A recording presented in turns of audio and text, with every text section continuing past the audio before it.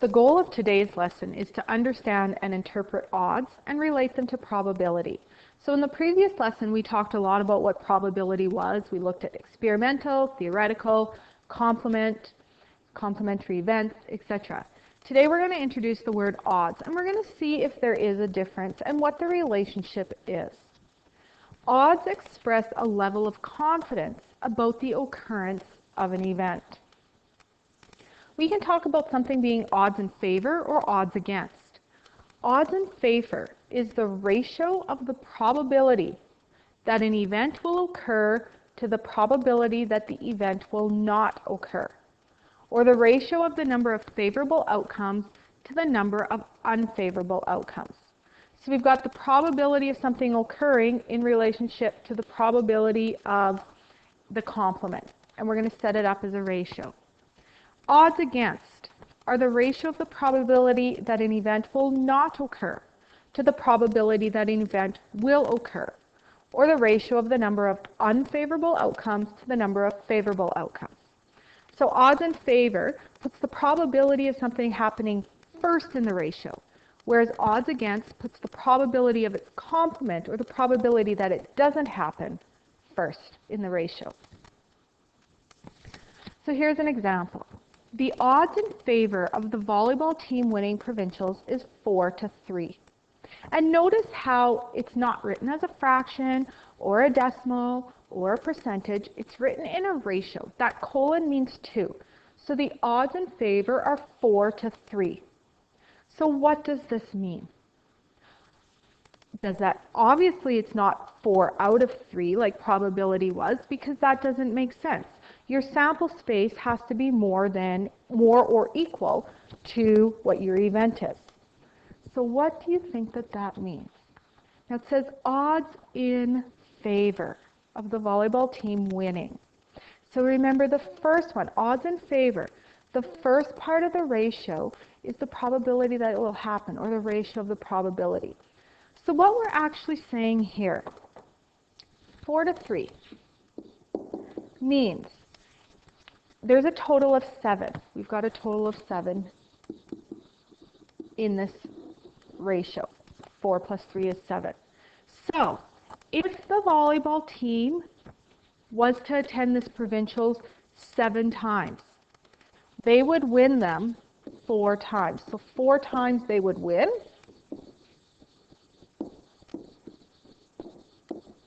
And then 3 times they would lose. So we're not talking in odds. We don't talk about out of the total amount. We talk about, in this case, how many times they're going to win versus how many times they're going to lose. So 4-3 means they have a chance of winning 4 times and losing 3 times. Now, if we want to determine the odds against the volleyball team winning provincials, so the odds in favor were 4-3. If we remember the definitions, odds in favor and odds against are just the ratios are flipped around. So if the odds in favor are winning 4-3, the odds against would be 3-4. Because now they're going to lose 3 times and they're going to win 4 times. Same interpretation, but when we talk about odds in favor versus odds against, it's written differently. Now, how can we relate this to probability? Let's determine the probability that the volleyball team will win provincials. So let's go back to our interpretation. If in 7 provincials they went, they would win 4, they would lose 3. The total sample space in this case is 4. You add your odds in favor with your odds against, and you get your total sample space. So our probability is out of 7 times. Now we want that they're going to win provincials. Well, we've said that 4 of the times they would win. So our probability is 4 out of 7. So if we look at a relationship here, what we can talk about is odds being part and probability being part whole. And what that means is, if you think about the total situation, the whole, your sample space, in this case is 7. And in probability, we use that. We have a part of the situation out of the whole. So the part in this case happened to be that they would win provincials. The whole is how many times are we doing this? What is our sample space? Whereas in odds, it's part. Nowhere here do we write the total time. But if we add them together, we get the total.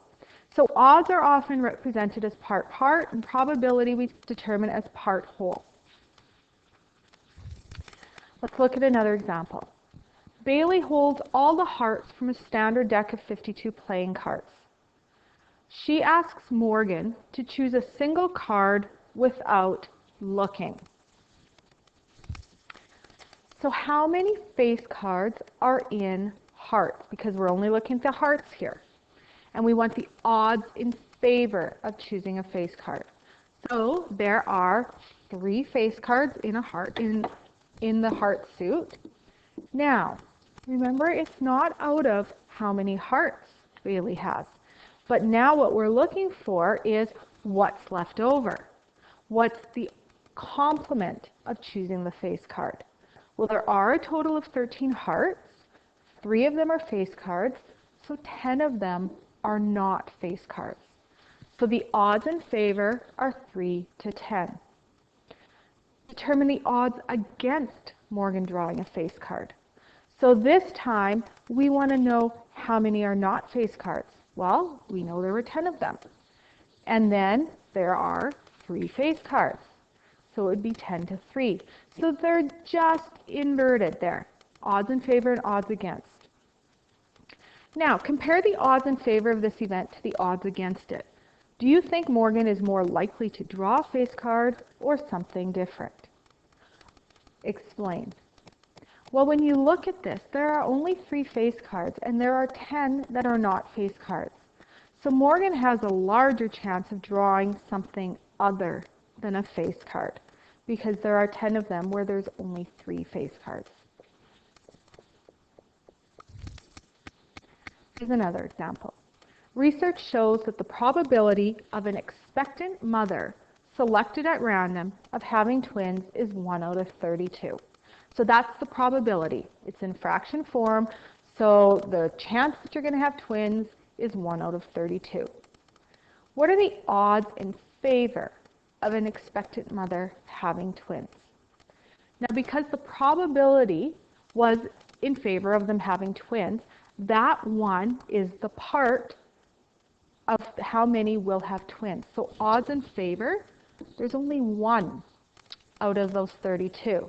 But remember, probability is part whole. Odds are part. And the second part is what's left over. It's the complement of the probability. So if we have 32 in total, 1 of them is going to have twins. How many are not going to have twins? 31. 32 subtract 1. So the odds in favor would be 1 to 31. So what are the odds against an expectant mother having twins? Well, 31 to 1. What is the probability that an expectant mother does not have twins? All right, well, probability in this case is out of 32. That's our whole in all of these cases. Now, the probability that they had twins was 1. So what's the probability they won't have twins? 31 out of 32. A computer randomly selects a university student's name from the university database to award a $100 gift certificate to the bookstore. The odds against the selected student being a male are 57 to 43. Determine the probability that the randomly selected university student will be male. So we really have to read these questions carefully. We are talking odds against being male. So if we interpret this 57 to 43, which of those represents the amount of males? Odds against. Remember, odds against. So the first part that's listed there is the complement. So this one here is actually referring to the chance that the female will be selected. Here is your male. Now, we want to determine the probability that it will be male. So, we know we've got 43 male options here. And what we have to do is we have to add 57 plus 43 to find our total. And that's 100. So 43 out of 100 is the probability that the selected student will be male. A hockey game has ended in a tie after a 5-minute overtime period, so the winner will be decided by a shootout. The coach must decide whether Ellen or Brittany should go first in the shootout. The coach would prefer to use her best scorer first, so she will base her decision on the player's shootouts records. So Ellen has 13 attempts at shootouts and has scored 8 times. Brittany has 17 attempts and has scored 10 times. Who should go first? Now the question is, should we compare odds or should we compare probability, or does it make a difference? So let's look at their odds. If we have Ellen and we want to know the odds in favor of scoring, so odds in favor of scoring, she has scored 8 goals in 13 attempts, so that means she has not scored 5 times. Brittany has scored 10 times and she's had 17 attempts, so that means she has not scored 7 times. So comparing the odds in this case, does that help us out? Who do you think should go first? Well, they're not really in the same base of ratios, so they're kind of hard to compare. Let's just see if it makes a difference if we look at their probabilities. So if we check the probabilities, Ellen is 8 out of 13, and we can change that to a decimal. Sometimes it's easier to compare decimals. Brittany is 10 out of 17, which is 0.588. Now we can definitely have a clear distinction. Ellen has a better probability. Ellen has 61.5% versus Brittany's 58.8%. Now really they're relatively close, we're talking 3%, but if the coach is looking for the one with the best shootout record, then Ellen would likely be the one that she would choose. So the term odds is often used incorrectly. Odds are not the same thing as probability, and so many people feel that they are and use them as they are. But the odds of an event occurring is the ratio of 2 competing probabilities. The probability that the event will occur and the probability that it will not occur. Remember, we talked about it being the odds are part versus probability where you take a part out of the whole. So they are not the same thing, and it's important to understand that when speaking about these in situations.